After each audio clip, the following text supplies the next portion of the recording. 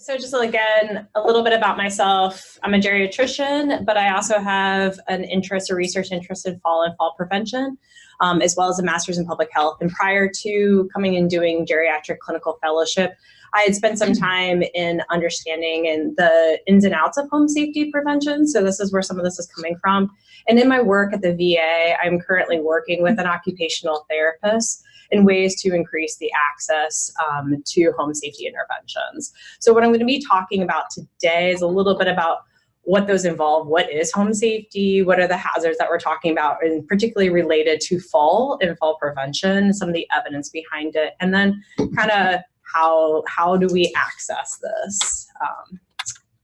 So just to kind of bring us back, so remember, falls are a combination of individual, what we call intrinsic factors, and then extrinsic and environmental factors. So today we're talking about the environmental factors. So basically talking about the hazards, the ways that we access things in our house, and how we're maybe doing that in a way that increases our risk for falling. So again, like I said, we're talking about the environment today. So anything concerning about this picture? Can anyone think about any tripping hazards or potentials for falling hazards? I want to name out anything in particular. Mind you, these are all going to be pictures that I use in my fall prevention class with veterans. So this is what I do with my veterans too. Service teaching. So, okay. So particularly, we're talking about the cords here, in the fact that it's in his line of walking, is particularly if he would stand up from the chair. You can also think the legs on that table, how they splay out, can also be tripping hazards. Particularly, let's pretend he's a person who requires a cane or a walker. It would be particularly hard to navigate around that bulky piece of furniture with those devices. So this is the kind of the things that we're talking about when we're thinking about the person in their environment.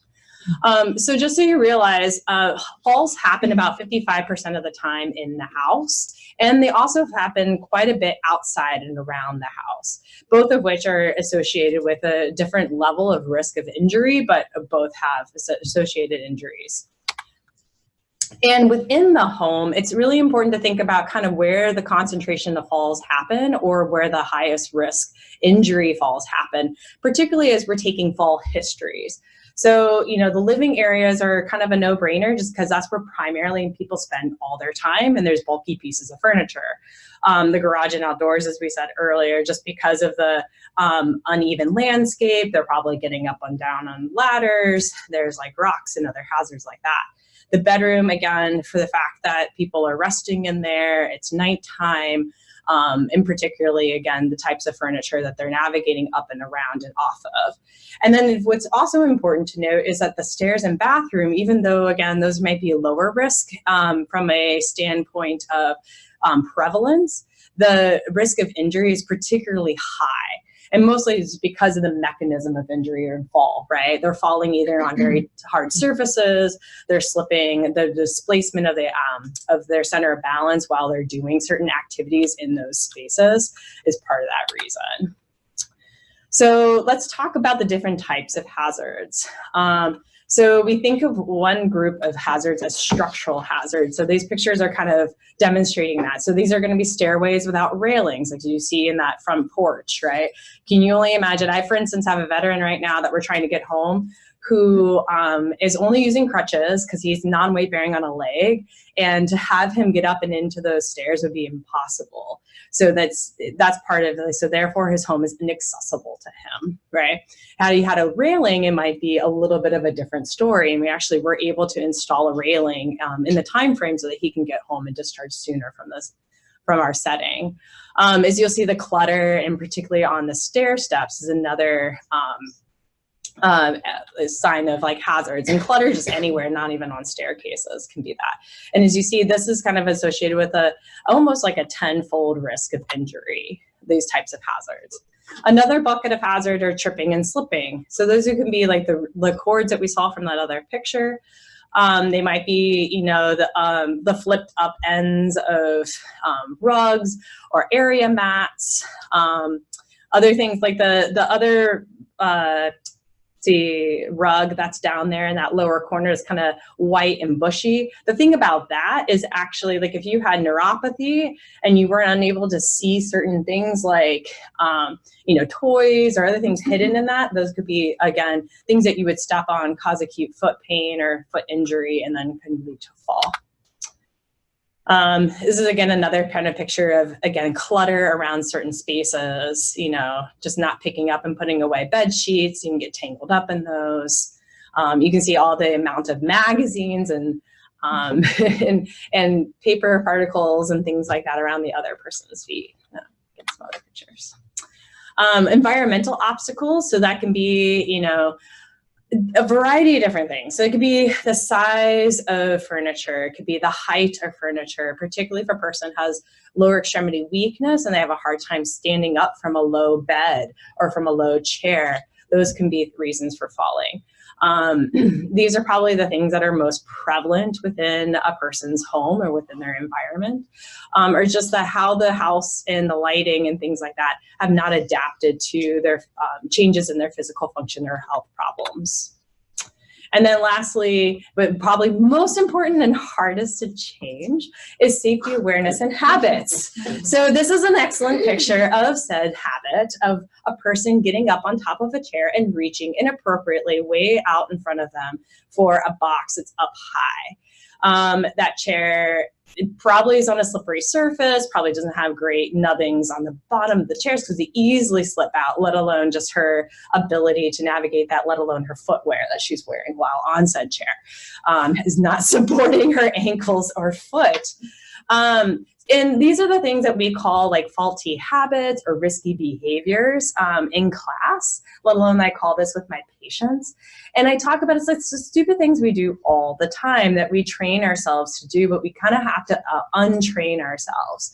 And that's particularly like walking up the staircase with a full load, not using the railing, and having a dog or pet or whatnot running up the staircase with you, right? And so it's just trying to reframe. And that's really what environmental hazards are all about, is reframing a person's mind space so that they understand their risks, they understand the environment risks, and try to modify their behaviors and adaptations to adapt so that help to reduce the risk of falling. So there is some evidence that does support home safety interventions. This was a slightly dated, but probably the most recent systematic review that looked at a variety of different randomized control trials of home safety interventions, and for the most part showed that there was some improvement in the reduction in risk of falling. And in general, when it's been compared to other sorts of interventions for falls risk, is that mostly, particularly if home safety interventions are done in a way, we'll talk about what that means, but done in a very mindful way and targeted to the right population, that they probably can be very impactful in reducing the risk of falling. So what specifically makes these work? So particularly you need trained people. We tend to use occupational therapists a lot in the VA just because that's where it falls under, but physical therapists oftentimes have the same sort of training. Nurses and occasionally other sorts of skilled providers can get this training as well. And I would just say that it primarily falls under usually our therapeutic services. And it really takes them going and seeing the person in their environment and how they interact, not just kind of doing a blanket statement of just removing a lot of hazards. Having some type of validated assessment tool is usually helpful for guiding this and guiding not only just understanding the function within the environment, but identifying certain types of hazards. Patient selection, like I said, probably picking those patients that are going to be the most highest risk are probably going to benefit the most.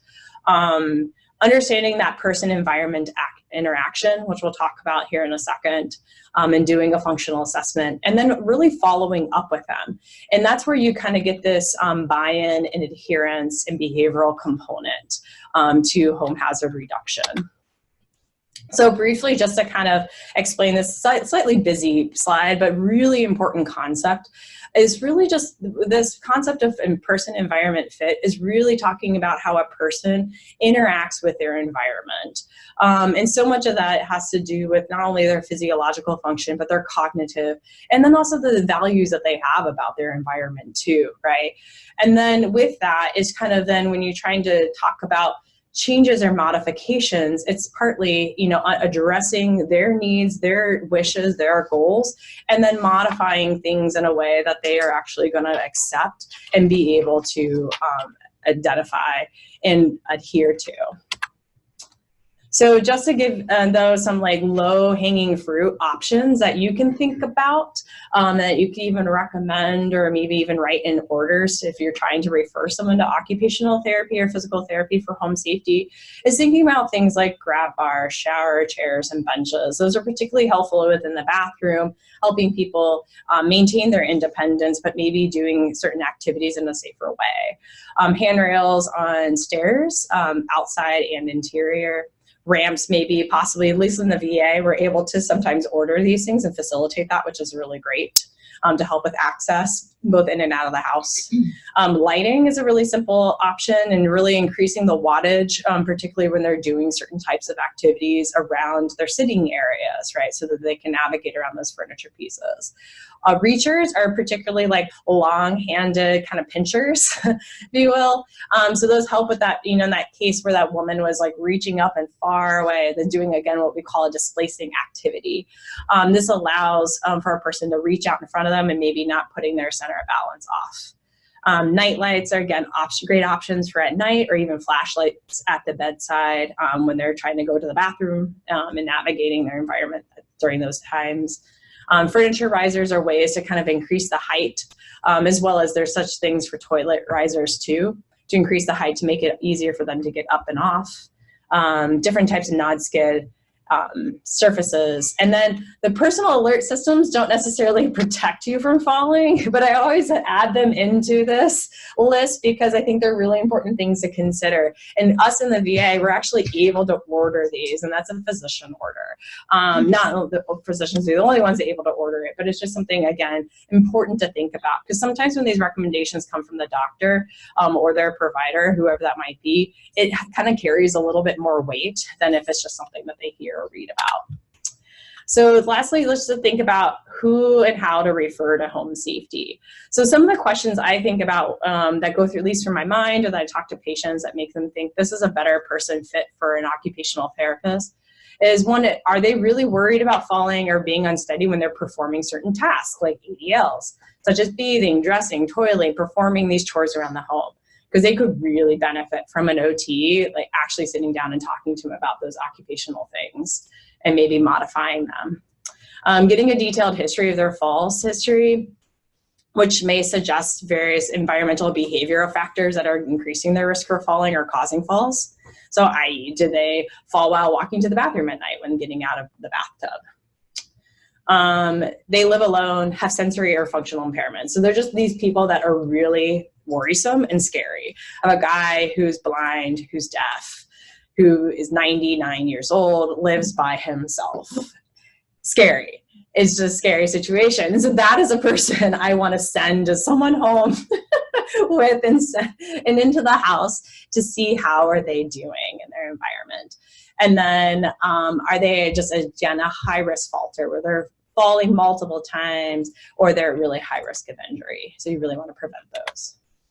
So just to wrap up, here's some kind of more community-based resources. In the VA, we're really fortunate that we have OTs at our fingertips and that we can actually facilitate these home assessments. It's much more complicated in the community. Primarily, the main way to get them through the community is if a person is considered homebound state, and then therefore you can send PT, and with PT you can send OT in to do a home safety assessment. However, there are some community-based resources such as the King County One Step Ahead Fall Prevention Program, which will send PTs into the home, and you could probably speak more to this than I can, along with, I think, a handyman and then an additional person. And I think it's a nurse oftentimes, who reviews medications. They do some home hazard reduction. They might also install a few things like grab bars. Is not available in Seattle. There is a veterans intervention program in South Snohomish. I don't know much about it. I found it, but it does do a little bit of home safety and hazard reduction. And I think they do have a handyman in addition to a healthcare provider.